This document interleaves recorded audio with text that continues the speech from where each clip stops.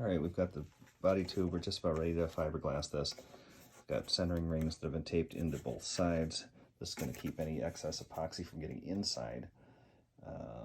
As we're fiberglassing the outside, less runs that I'm going to have to sand off. I've also taped off these slots so that I don't get all sorts of epoxy in there that could cause other problems. So I've got both of these taped up.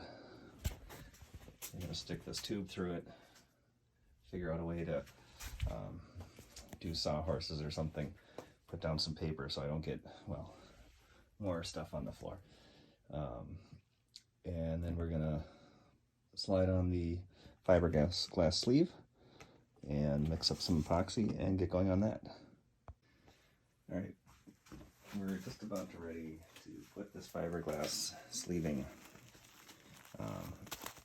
Looks kind of like a fire hose actually, over this main body tube. I used to use rectangular sheets of fiberglass and wrap the tube twice, but then there's all the frayed ends. There's invariably a seam. This stuff is fantastic. Comes from Soller Composites, S-O-L-L-E-R. What you do, looks like they taped the end here so they didn't get frays. And so yeah, it looks like it's fraying, but that's not going to matter because I'm going to show you what we're going to do. I'm going to back this up on itself a little bit, open it like a stock.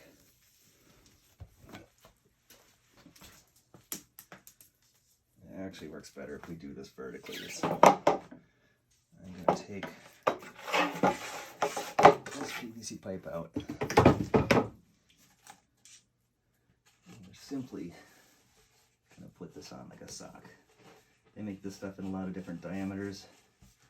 I think this is called 6-inch or 5-inch, and it fits over the 4-inch perfectly. And then what's cool is that it will tighten up as you pull on the ends. So look at this. This just slides right on. No sweat. Work it on down. I'm going to leave about this much on both ends. You're going to see why. But I'm going to kind of pre-tighten it here. And I don't have gloves on yet. There's no slivers on this until you break one of these. And it'll itch like hell. But by then I'm going to have gloves on, because the epoxy is going to be ridiculously messy. So I'm going to cut it off right about here. I've already got this much here. This stuff cuts with regular scissors. You can also use tin snips, which I'm going to use because it's fiberglass. Dull scissors, awful.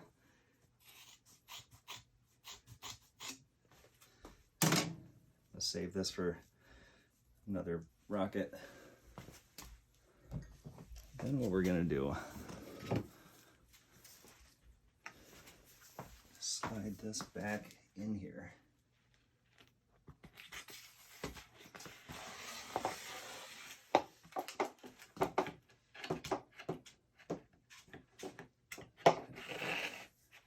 And that is going to go like that.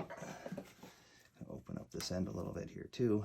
Again, that fraying isn't going to matter one bit. So I'm going to pull this through. Now what we're going to do is we're going to put cable ties, a couple of them here, a couple of them here, and that's going to hold that nice and tight. After duct tape,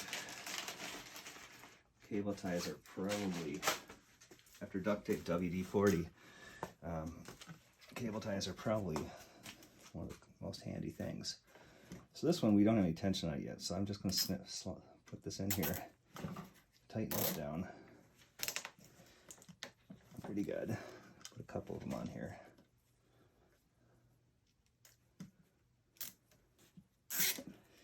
That's going to hold that there. Now we go to the other end. I'm going to do the same thing. Pulling it nice and tight first.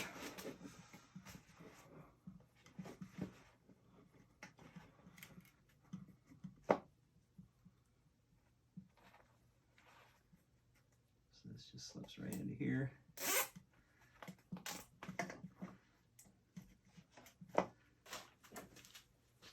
I think the last time I did this, I actually used hose clamps like this to really cinch it down, and I think I'm going to do that.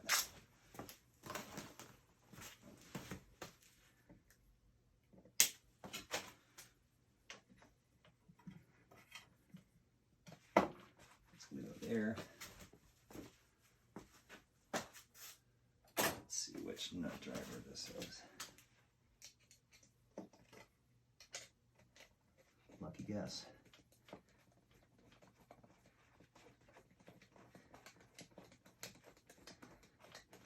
And of course these are going to get epoxy all over them, but it chips right off the metal. So you can use these things over and over and over.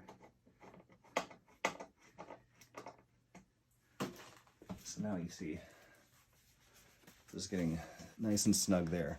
I'm going to try to find the other one that I thought was hanging up here. And I don't think this one's big enough. No, I don't think so. Let's check. Oh, and of course that's got a different size. So you can slide it over. That one will probably work. There's some other ones hiding around here somewhere, which is kind of par for the course. Something's always hiding around somewhere. And back this one all the way out. I'm just going to open it all the way up and just go around it. Find its spot again. Yeah, so cable ties are great, but these things, if you don't want something to move or slip, these hose clamps are the ticket.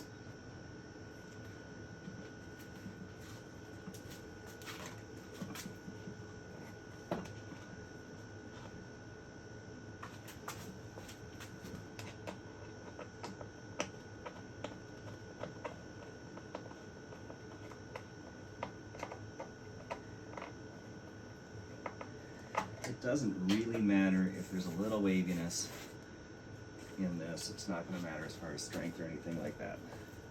Now this is where the cable ties are handy too.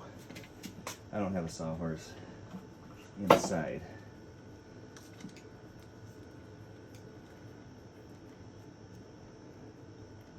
But I don't need one.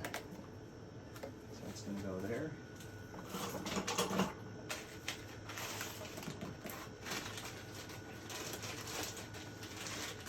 This one is going to go just enough to just keep this from sliding onto the floor. Nothing special.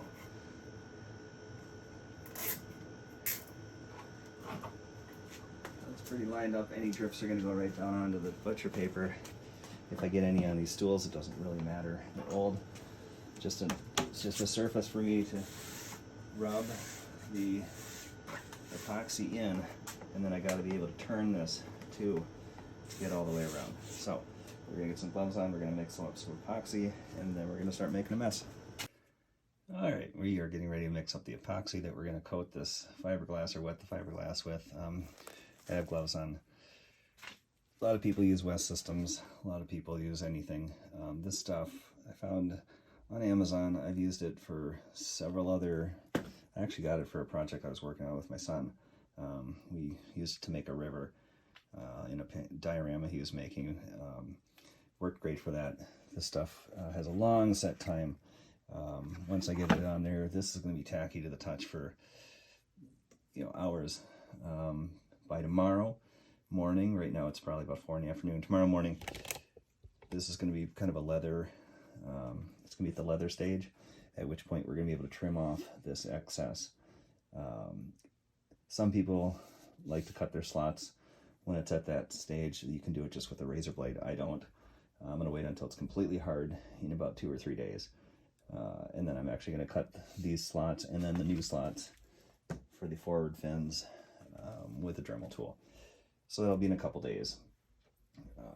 This is going to get much more rigid. I've used it on a bunch of different rockets. And this is kind of a system that seems to work pretty good. So I like to do the hardener second. I'm not sure why. It's just you got to pick one. Some of this stuff is measured out by weight. Some is measured by volume. You just have to look at the instructions. I think the last 4-inch, 5-foot rocket that I did, I think I did 3 of these med cups of each. These med cups are about 30 mils, so you're looking at about 100 mils of epoxy mixture.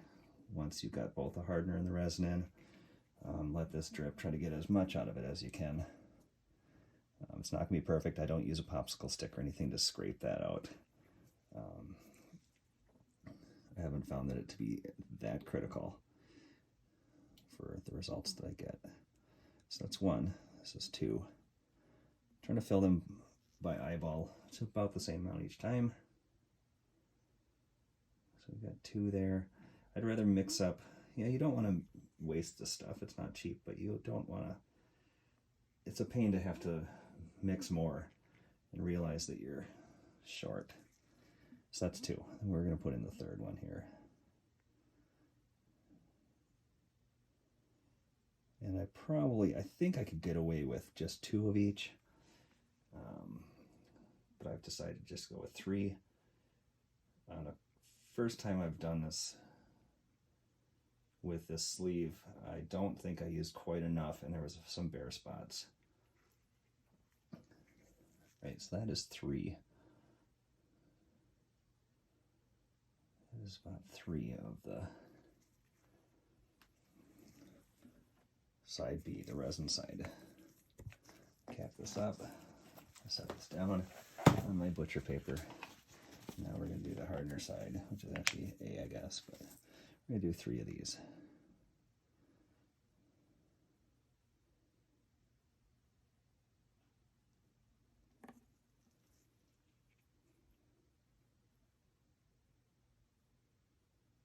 Now this is really exciting. I don't have any music going right now because YouTube would probably censor it if I have the radio on. So I'll probably try to add some sort of background music or something later so you don't just have nothing to listen to. Alright, so that was 1, this is 2. If you do get distracted and you forget, you could weigh what you've got so far and figure out how many you've put in. This stuff is a little denser than water. Yeah, so 6 30s is 240 mils. So this thing with the cup should weigh about 250, I think. So this is the third one, unless I've already confused myself by talking. All right.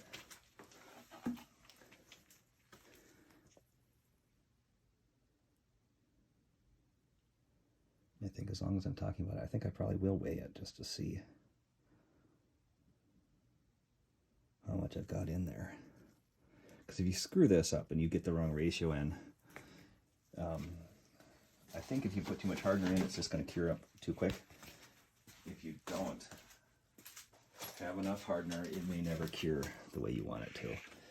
So I'm actually going to put this on here, weigh the empty one to 0 it.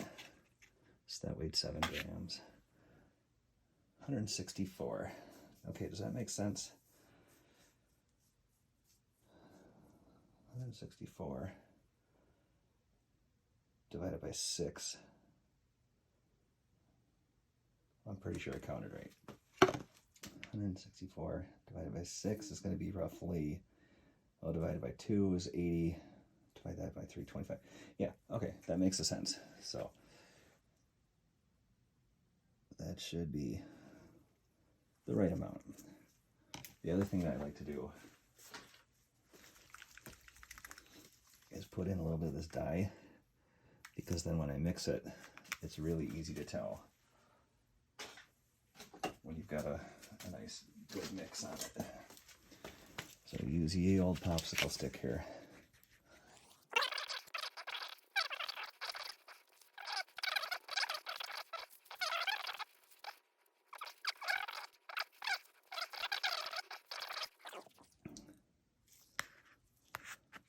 All right, I'm gonna call that mix. Let's get this scale out of here before I screw that up.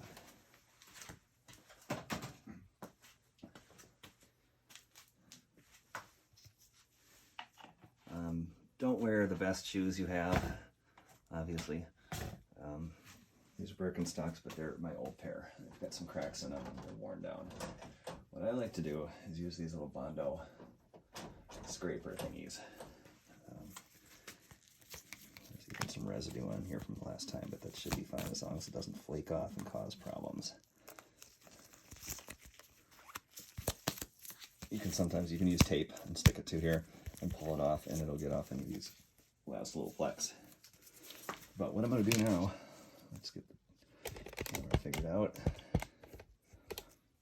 Let's try a different angle. All right. Suppose if I go on the other side here, you might actually be able to see what I'm doing. I just kicked over one of the bottles of resin, so that's why you want to remember to put the lid back on right away.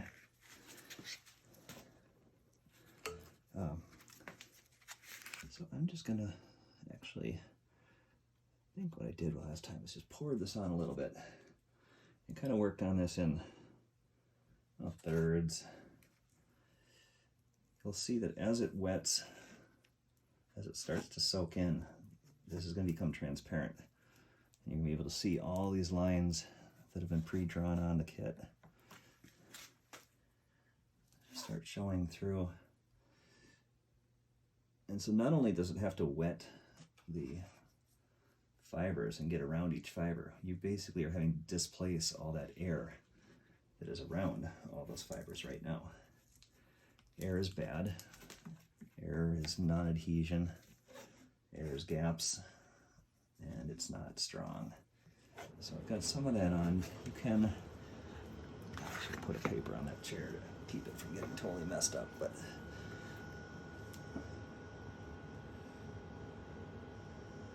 I don't want it all dripping on the floor because that's just waste and it's money, and it's stuff that's not going to stay on the, or it's not doing any good. So little by little, I mean, you got a long working time on here. I'm not racing the clock. If anything, I just don't want to be making this video go on forever.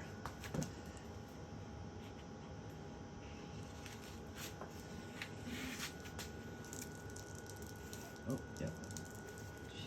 Dripping. Pure dripping. Raining on this thing.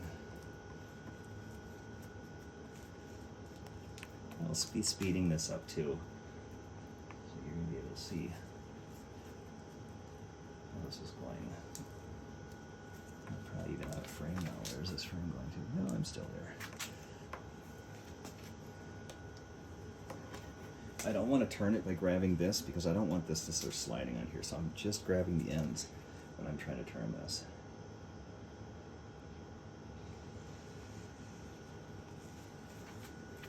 Just pushing it on. You know, it will soak in just by gravity. The stuff in the bottom is going to want to fall off a bit, but once it starts getting in there, you know, capillary action and wicking is going to get it to want to go where I want it to go.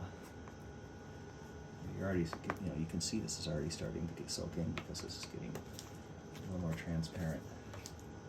Let's try it again. I'm almost halfway around. Get it at the bottom and start squeeging it up around like this too.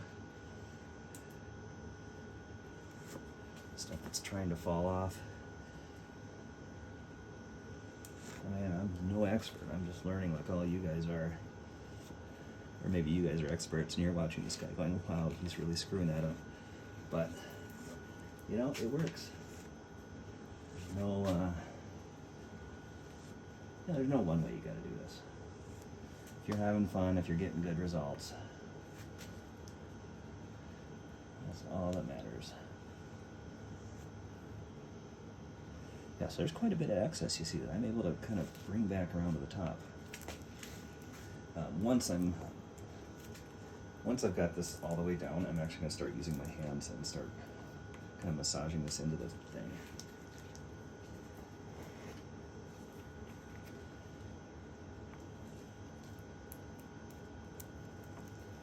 If you see spots that look dry, you know, just kind of get a little extra on there.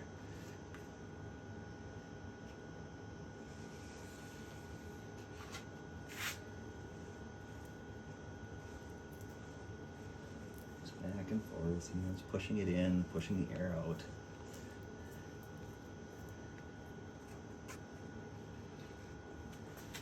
Look underneath, see if I've got any big drips about to form, and I can bring that up and over. If you get a big glob that drops onto the ground, you can actually, you know, kind of scoop it back up as long as it's on the paper and doesn't have debris in it.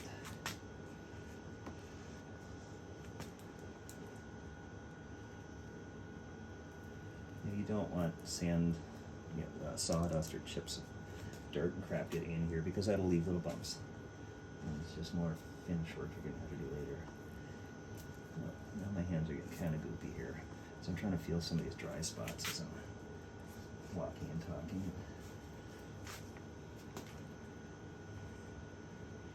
And I'm not trying to get it perfect this first go around. Right now I'm just trying to get some almost everywhere, and then by working it with the putty Bondo scrapers and my hands, we're going to get it everywhere else we want it to go. Doesn't look like I've got any on my shoes yet. There's still time.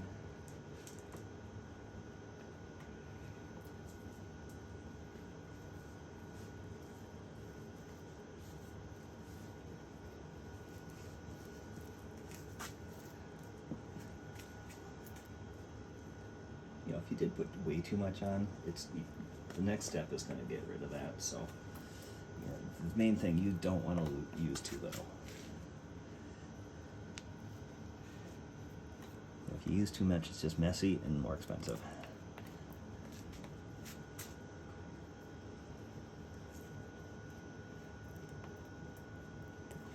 Let's see what we got going on under here again.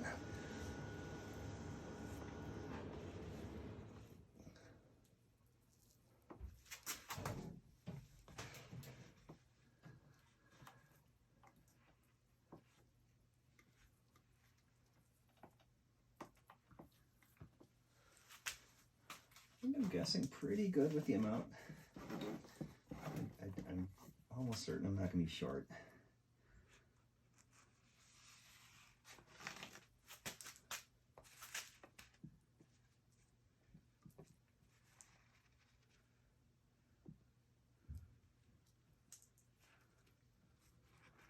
They ask why I'm not already using the Bondo thing since I'm using this thing like a Bondo thing.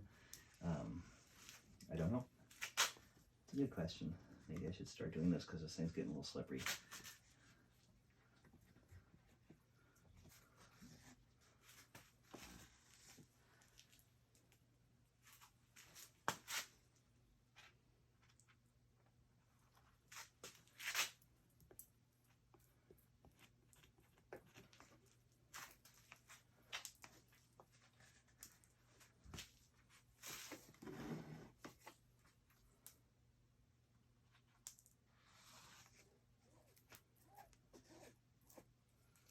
One advantage of not having radio on right now is I can hear drips. If I start hearing a lot of drips, that means I gotta get under here and do some of this. Salvage some of this cast off or drip off, so it's runoff, I suppose you'd call it. Drip off, I don't know. Whatever you want to call it.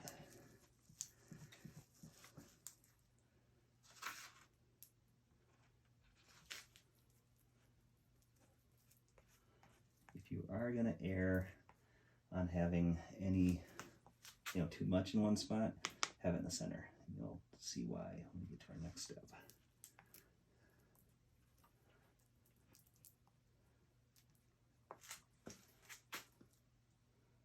I might have guessed pretty good with this. We'll see.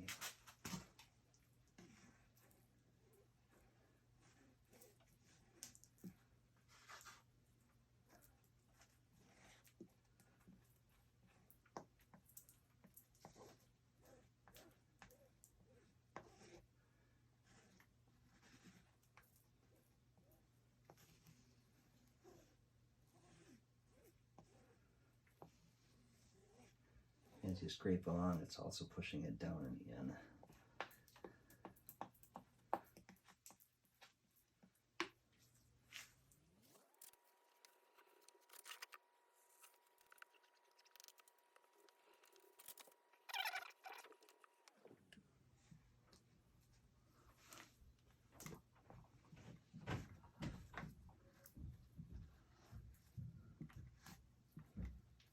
working it around, looking for dry spots.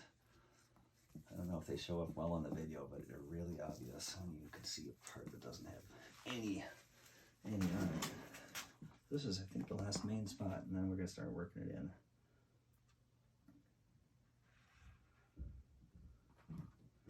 I don't vacuum bag. I just don't have the equipment for that at this time. But what I do is shrink wrap this. And the shrink wrap is also something I got from Soller Composites. That also comes in several different sizes. This stuff also comes in different colors, but I don't, I paint my rockets, so I don't care what it looks like. What color the fiberglass is. But you certainly could have the option of having that just be your decoration.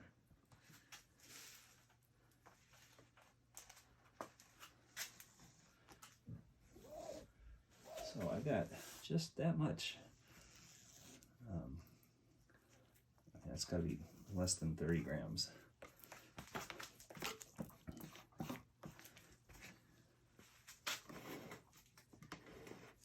little bit more dry right here.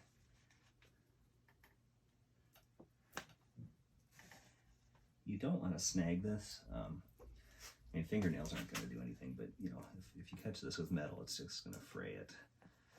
So I would not use a metal putty knife for anything like this. Okay, new gloves.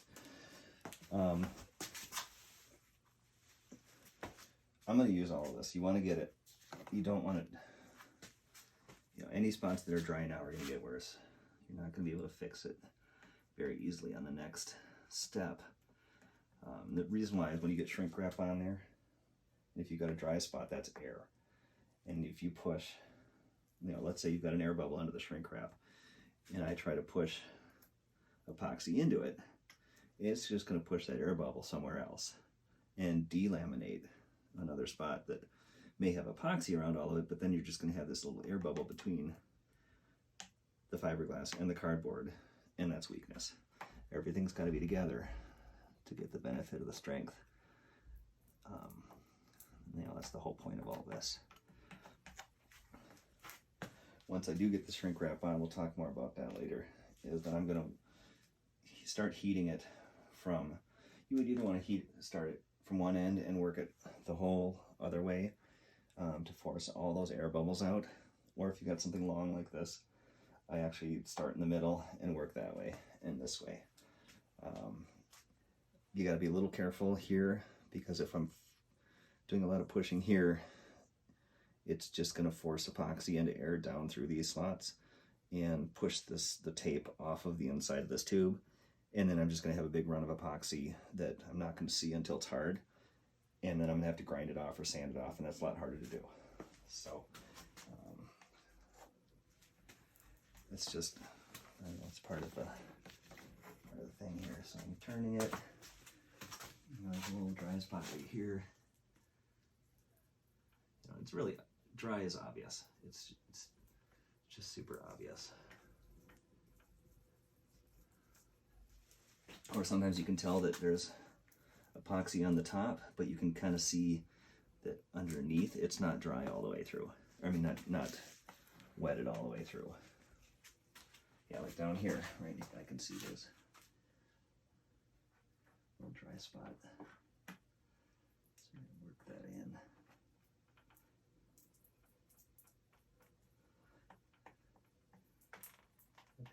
Some people say, well, why don't you just buy a fiberglass tube if you're fiberglassing your tube?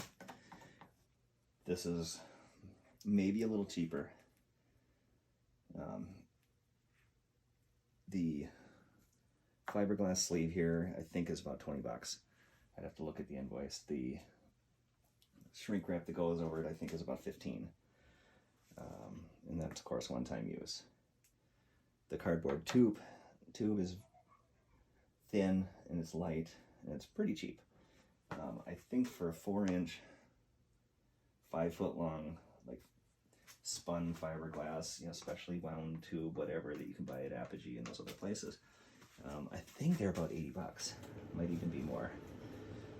So I still think this is cheaper. This ends up being lighter than those.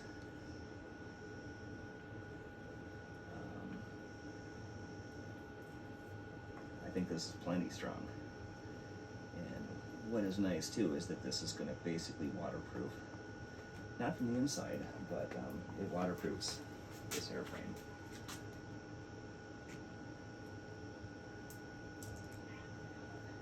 Just rubbing this on in here. Hey, Dad. Hey, what?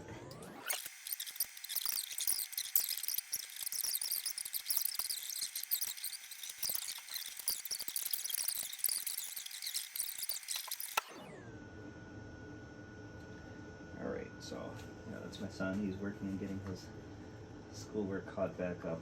It's kind of a rough September for a number of reasons. 7th grade.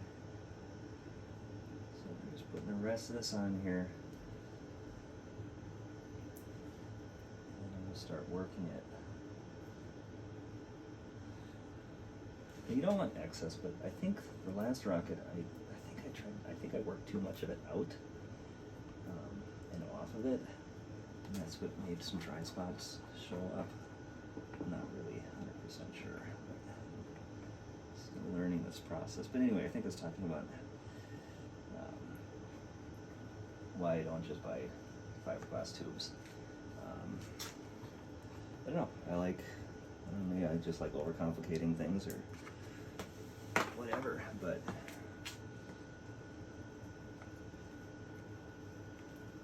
yeah, you feel more like you're building something when you're doing all these different steps, you know, as opposed to just assembling. You know, this is a kit, but you know, they didn't tell you to do this.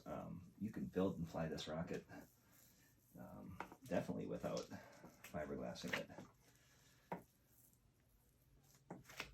but this just makes it stronger. Well, that's the other thing. So this came with a 38mm motor mount, which takes up to J's. I don't know if they make K's and K motors in 38, but anyhow, I decided to put a 54mm motor mount in here that can take, it's going to be long enough to take up to an L1000. So I think the extra strength is not just silly. I think it may be needed. So just kind of working my way around.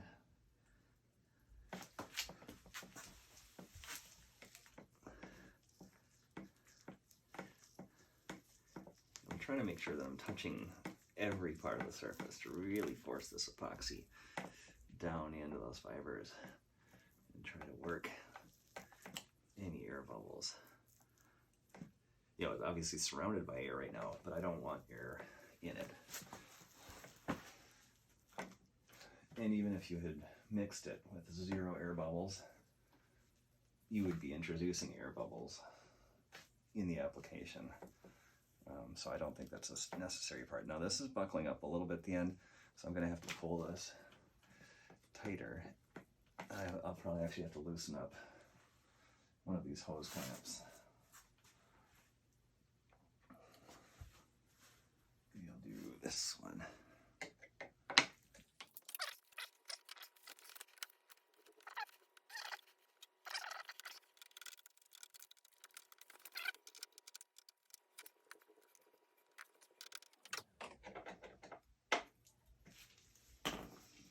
Okay. Now I'm going to take off my gloves. I'm going to cut off the little tails off of these, because then I'm going to slip the shrink wrap on. Then I'll set it back on here. Then we're just going to start with the heat gun and smoothify it. This is the shrink wrap. It's a flat sleeve. I'm going to open this up here.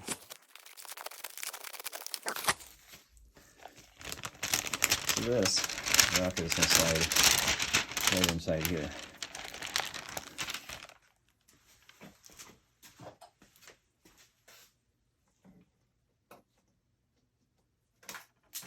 Before my hands get all gooey, let's get a couple more zip ties, because put it back on here to hold it while I'm doing the next step. So take out 4, just because it's easier than trying to get more out later. You just screw something up.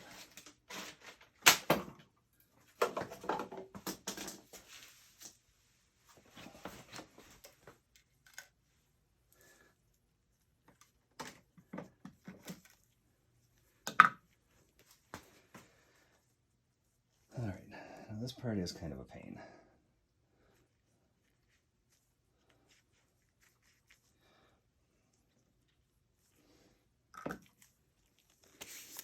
I really don't want,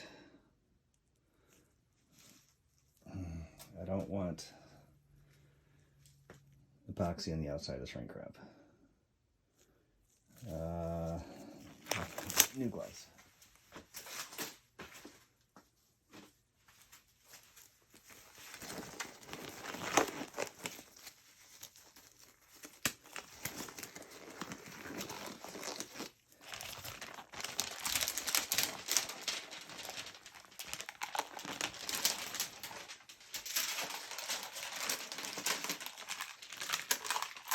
Now this stuff shrinks this way in addition to diameter. So you want at least 6 inches hanging off each end.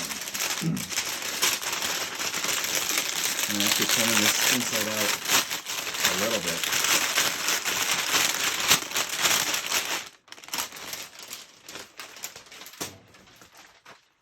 Try to keep this nice. So let me think how I'm going to do this.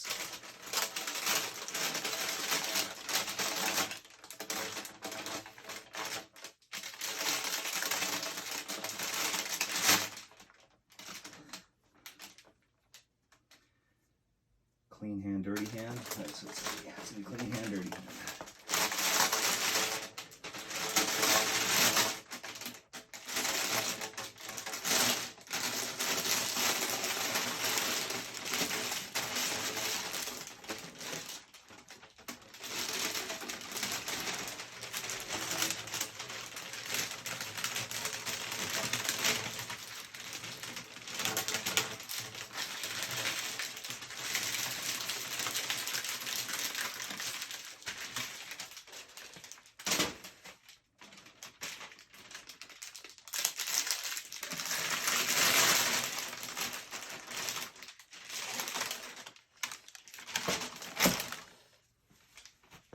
I think I got a little bit on it from, there's a little pocket in here, so there's a little bit of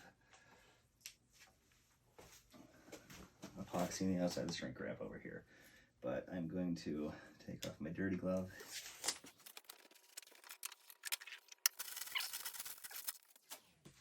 Really don't need gloves anymore at this point. In fact, sometimes I don't want them because then I like to be able to feel if there's accidentally any stuff on the outside. Relatively straight. I'm going to pull out right now. And then we are going to get the heat gun. We're going to start shrinking it.